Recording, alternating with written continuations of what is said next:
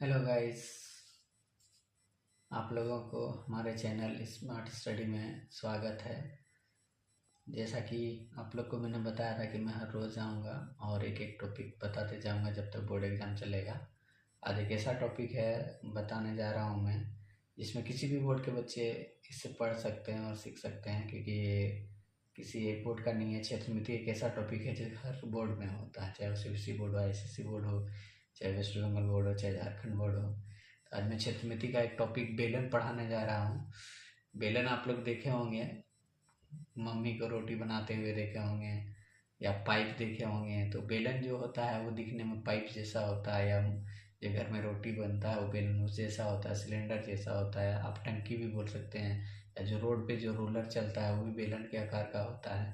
तो बेलन का आकार कैसे होता है, उसका क्षेत्रफल कैसे निकाला जाए या उसका आयतन कैसे निकाला जाए, क्षेत्र मिति में हम लोग यही सब पढ़ते हैं कि क्षेत्रफल कैसे निकलेगा, आयतन कैसे निकलेगा, किसी भी चीज़ को बनाने में क्या कॉस्ट पड़ेगा, वही सब हम लोग इसमें पढ़ते हैं। और क्या कितना सामान रखा जा सकता है, मतलब आयतन निकालना है, कितना क्वांटिटी का लगेगा, ये मान लो कि बेलन बनाना है तो कितना उसमें लगेगा, ये मान लो सीट लगेगा तो उसको निकालने के लिए उसका वक्र क्षेत्रफल निकालना पड़ता है। तो देखिए बेलन बनता कैसे। बेलन दो प्रकार का होता है, एक खोखला बेलन होता है, एक ठोस बेलन होता है। अभी हम लोग ठोस बेलन के बारे में पढ़ेंगे, फिर नेक्स्ट एक खोखला बेलन के बारे में पढ़ेंगे। तो जैसे मान लीजिए कि एक पेपर है, ये कैसा दिख रहा है आपको, रेक्टेंगल दिख रहा है, ये रेक्टेंगल है। अगर मैं इसको ऐसे मोड़ दूँ तो ये कौन सा आकार का बन गया, बेलन आकार का बन गया, राउंड में बेलन आकार का बन गया। अगर ये जब ऐसे था तब इसका क्षेत्रफल क्या होगा, लंबाई गुना चौड़ाई, ये क्षेत्रफल होता। अब ये ऐसे मुड़ गया तो इसका जो ये पार्ट है ये कैसा बन गया, एक वृत्त बन गया, सर्कल बन गया। और जो लंबाई वाला पार्ट है वो इस बेलन का हाइट बन गया। तो अगर अब इसका क्षेत्रफल हमको निकालना होगा तो कैसे निकालेंगे, तो ये इस भाग जो उसका चौड़ाई था वो अब क्या बन गया है, सर्कल बन गया है। तो सर्कल का क्षेत्रफल क्या होता है, इसका लंबाई हम लोग कैसे निकालते हैं, सर्कल का परिधि कैसे निकालते हैं, 2πr। इसकी लंबाई क्या होगी, 2πr। और जो लंबाई था उसका वो हाइट बन गया, तो 2πr इंटू एच। जो लंबाई था वो हाइट बन गया बेलन का, तो 2πrh क्या हो गया, बेलन का वक्र पृष्ठ क्षेत्रफल। इसी तरह फॉर्मूला आता है 2πrh। अब जैसे कि अभी मेरे पास है नहीं, आप घर में देखिएगा कि 10 का सिक्का ऐसे ऐसे करके रखते जाइए, जमा करते जाइए, बेलन का आकार का ले लेगा। या घर में चूड़ी है सेम साइज का तो रखते जाइए, एक की चूड़ी के ऊपर एक चूड़ी, एक की चूड़ी, तो एक बेलन बन जाएगा।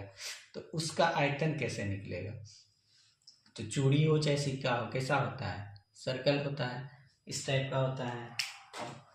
जब ये सर्कल आकार का हो गया ऐसे, तो इसका क्षेत्रफल क्या होता है, सर्कल का क्षेत्रफल होता है, वृत्त का क्षेत्रफल πr²। लेकिन यही अगर सर्कल सर्कल को जोड़ते जाएंगे तो ऐसे इतना ऊपर तक आ जाएगा, तो ये क्या हो जाएगा, बेलन। कैसे दिखने लगा, बेलन। अब मान लो इसका ऊंचाई h हाइट तक ले गए, और यहाँ से मान लो सर्कल है, इसका अर्धव्यास r है, तो इसका क्षेत्रफल तो हो गया πr²। तो हम लोग जानते हैं किसी भी चीज़ का आयतन जो होता है क्षेत्रफल गुना ऊंचाई होता है। तो इसका क्षेत्रफल जो है, आधार का क्षेत्रफल πr² हो गया, इंटू अगर h कर देंगे तो क्या निकल जाएगा, आयतन निकल जाएगा। क्या निकल जाएगा, आयतन। और कैसे वक्र पृष्ठ का क्षेत्रफल निकलता है वो तो मैंने बताया अभी आप लोगों को, कि ये जो है पार्ट, इसका परिधि क्या हो जाएगा, 2πr इंटू h कर देंगे तो वक्र पृष्ठ क्षेत्रफल निकल जाएगा। और अगर इस बेलन का संपूर्ण पृष्ठ क्षेत्रफल निकालें, संपूर्ण पृष्ठ क्षेत्रफल कहने का मतलब है कि मान लीजिए कोई बेलन ऐसा है, इसका संपूर्ण ये हो गया, ये तो हो गया वक्र पृष्ठ, कर्व सरफेस एरिया, और एक पार्ट ये हो गया, ये भी सर्कल है, ये भी सर्कल है। तो तीनों को एरिया को जोड़ देंगे तो संपूर्ण पृष्ठ क्षेत्रफल निकलेगा। इसका हो गया 2πrh, इसका हो गया πr², इसका हो गया πr²।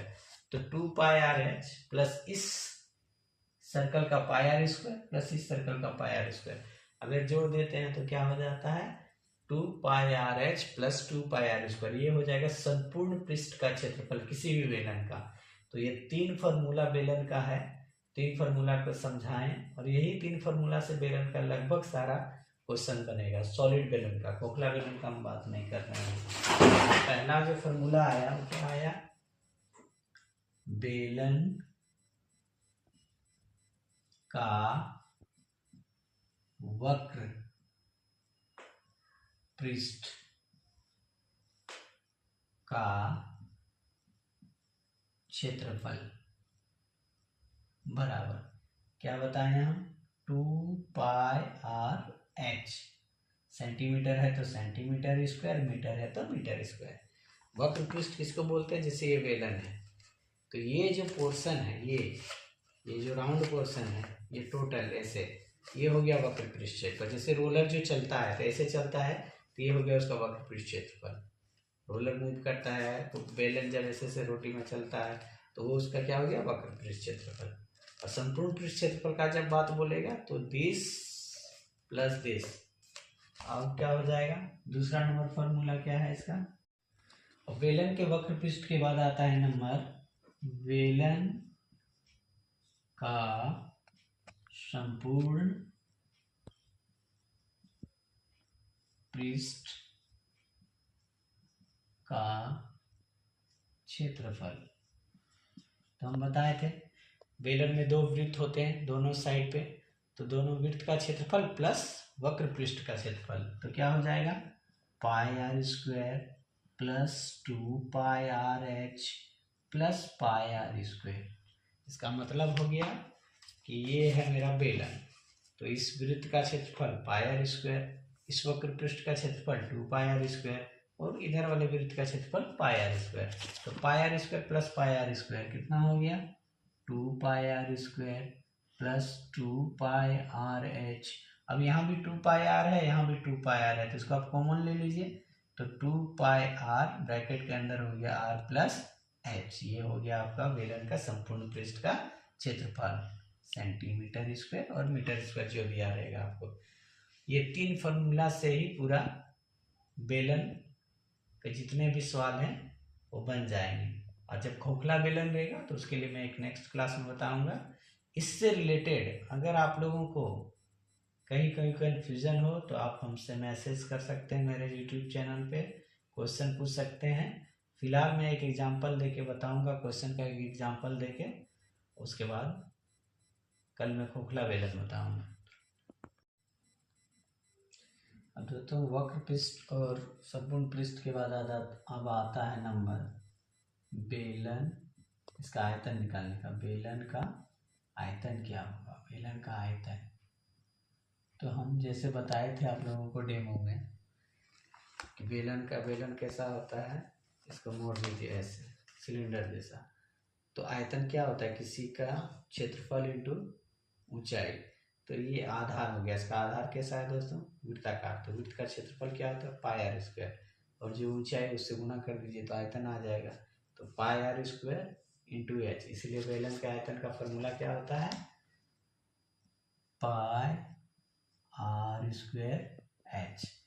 अब ये आयतन है, ये या तो होगा सेंटीमीटर क्यूब या मीटर में रहेगा तो मीटर क्यूब लिखना है आपको एग्जाम्पल में, या घन सेंटीमीटर लिखा रहेगा, घन मतलब हो गया क्यूब, तो समझ में आ जाएगा कि आपको आयतन है। और अगर वर्ग सेंटीमीटर या वर्ग मीटर लिखा रहे तो आप क्वेश्चन को पढ़ के समझ जाएंगे कि ये क्षेत्रफल दिया है, और उसमें लिखा रहेगा वक्र है या संपूर्ण है। लेकिन ये पहचानने का एक तरीका भी है, अगर घन सेंटीमीटर लिखा हुआ है मतलब वो आयतन है, वर्ग सेंटीमीटर लिखा हुआ है या मीटर लिखा हुआ मतलब वो क्षेत्रफल है। तो ये तीन फार्मूला से ही पूरा बनेगा। अब मान लीजिए हम एक एग्जाम्पल देते हैं, एग्जाम्पल जैसे एक बेलन है, मान लेते हैं कि इसका आधार अर्धव्यास 7 सेंटीमीटर है, आर का मान 7 सेंटीमीटर है और ऊंचाई मान लिया हम 14 सेंटीमीटर है, तो इसका आयतन क्या होगा। तो हम लोग सिंपल फॉर्मूला में लगाएंगे कि बेलन का आयतन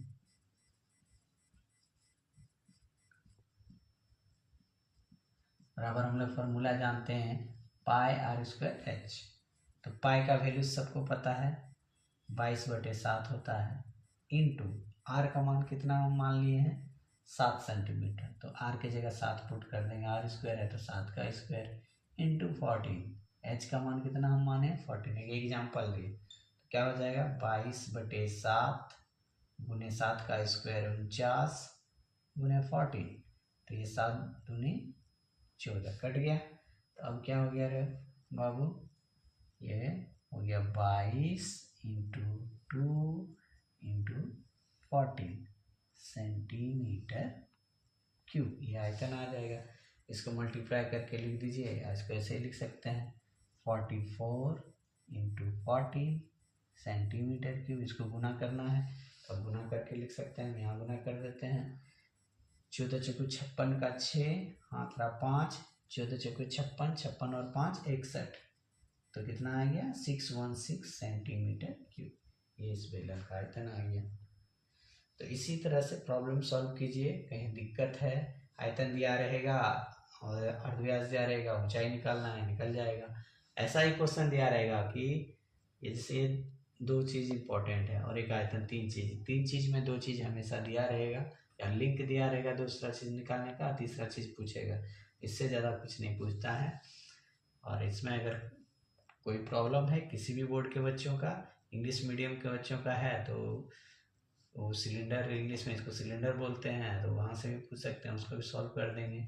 मेरे यूट्यूब चैनल पे मैसेज कीजिए, क्वेश्चन भेजिए, हम सॉल्व करके उसको फिर यूट्यूब पे डाल देंगे। आज के लिए धन्यवाद।